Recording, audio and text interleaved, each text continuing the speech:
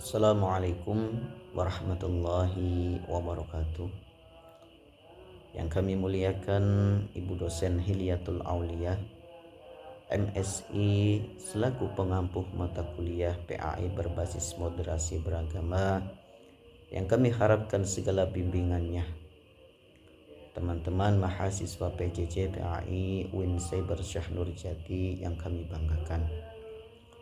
Mohon izin hari ini saya akan membahas topik yang sangat penting, yaitu kasus pelanggaran intoleransi dan moderasi beragama di sekolah menengah pertama.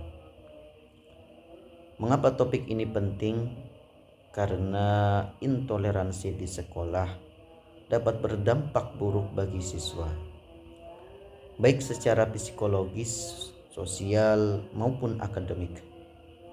Oleh karena itu, kita perlu memahami bagaimana bentuk pelanggaran intoleransi yang terjadi, dampaknya terhadap siswa, dan solusi yang bisa kita lakukan untuk memperkuat moderasi beragama. Di Indonesia, sekolah seharusnya menjadi tempat yang aman dan nyaman bagi semua siswa, tanpa memandang agama atau kepercayaan.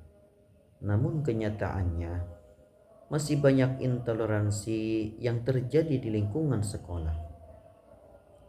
Beberapa contoh kasus intoleransi yang sering terjadi yaitu meliputi diskriminasi terhadap siswa minoritas, pemaksaan atribut keagamaan, perundungan berbasis agama, dan pembatasan ibadah bagi siswa tertentu. Adapun 3 poin tujuan dari penelitian ini adalah yang pertama, mengidentifikasikan bentuk-bentuk pelanggaran intoleransi yang terjadi di sekolah. Yang kedua, menganalisis dampak yang terjadi terhadap siswa. Dan yang ketiga, merancang strategi penguatan moderasi beragama. Baik, kita memasuki pembahasan yang pertama, yaitu bentuk-bentuk pelanggaran intoleransi beragama di sekolah. Yang pertama, pemaksaan atribut keagamaan. Siswa dipaksa memakai atribut atau simbol agama tertentu yang tidak sesuai dengan keyakinannya. Ini adalah sebuah bentuk pelanggaran kebebasan beragama. Dan yang kedua, perundungan berbasis agama. Siswa dihina, diejek, atau dikucilkan karena agamanya berbeda. Hal ini menciptakan lingkungan yang tidak aman dan tidak nyaman. Dan yang ketiga, diskriminasi dalam kurikulum dan pengajaran.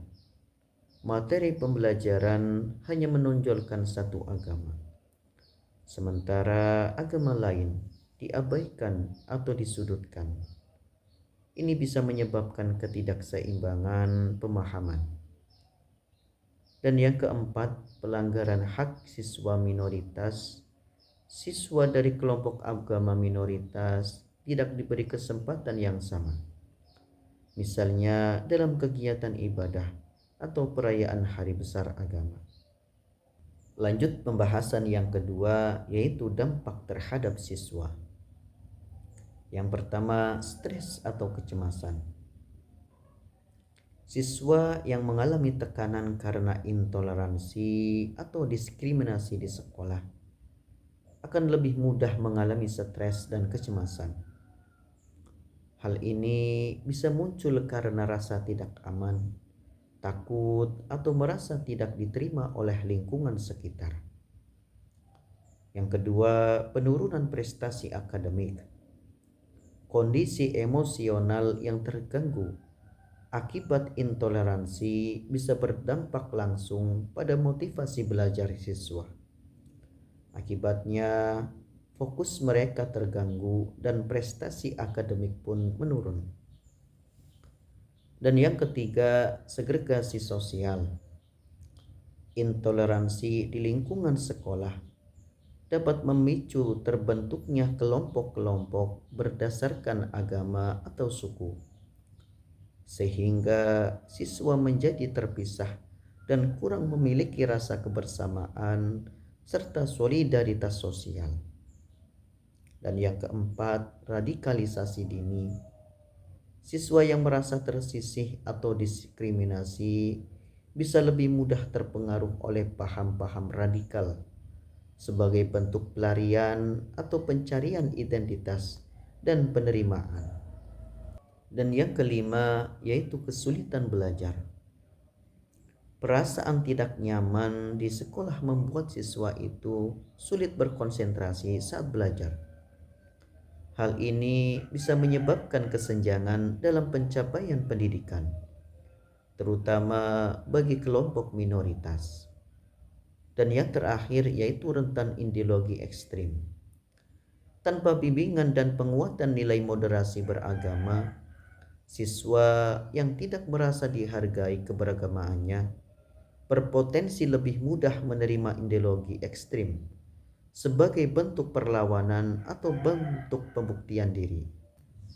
Lanjut pembahasan yang terakhir yaitu strategi penguatan moderasi beragama.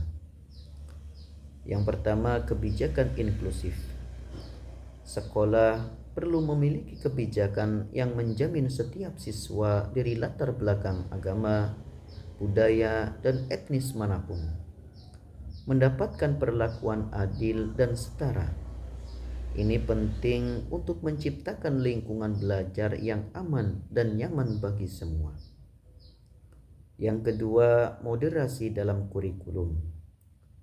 Nilai-nilai moderasi seperti toleransi, saling menghargai, dan anti kekerasan perlu dimasukkan ke dalam kurikulum pembelajaran, baik secara langsung melalui mata pelajaran agama maupun secara kontekstual dalam pelajaran lainnya.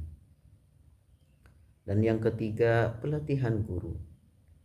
Guru harus diberikan pelatihan yang membekali mereka dengan wawasan moderasi beragama, agar mereka mampu menjadi teladan dan mampu menangani isu keberagamaan secara bijak di kelas. Dan yang keempat, dialog antar agama. Mendorong kegiatan dialog antar umat beragama baik formal maupun informal dapat meningkatkan pemahaman dan empati antar siswa dari latar belakang berbeda, serta mencegah stereotip negatif, yaitu anggapan yang tidak baik. Dan yang terakhir yaitu yang kelima, guru sebagai agen deradikalisasi. Guru memiliki peran penting sebagai agen perubahan yang bisa menanamkan nilai-nilai kebangsaan dan keagamaan yang moderat. Dengan pendekatan yang humanis, guru bisa membimbing siswa agar tidak mudah terpapar paham ekstrim. Maka dari beberapa pembahasan ini dapat kita simpulkan, yang pertama, intoleransi beragama masih menjadi tantangan nyata di lingkungan sekolah. Yang kedua, dampaknya tidak hanya secara psikologis, tapi juga sosial dan akademik.